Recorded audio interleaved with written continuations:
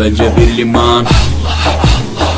Gerçekte kitapta yazılı bu Kur'an. Dur bak burada flow mus'ab, anlatır hak kitap, yalan ve hakikat, cabası tarikat. Sana yobaz derler, böyle olmaz derler. Onlar gibi düşünmedikçe çoban derler.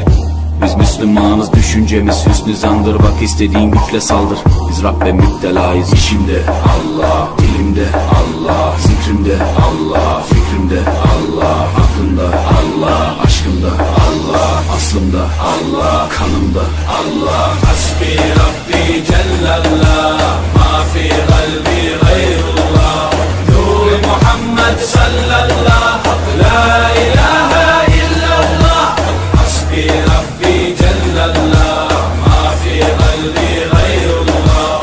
Nur Muhammed sallallahu, la ilahe illallah. Bu benden bir davet, nefse ikamet, hem de tek çare Allah Allah. Bu hayat imtihan, şeytandan intikam, sayısız iltifat Allah Allah.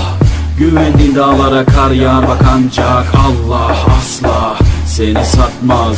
Düşünce kalkmalısın, şükürle kalmalısın, desin hep kalp atışın Allah Allah. Günahla esti yerler, daha gençsin derler.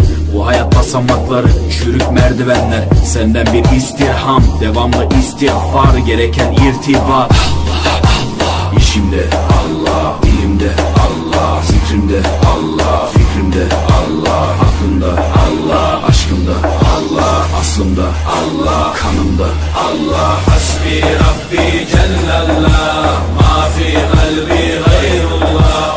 Nur Muhammed sallallahu, la ilahe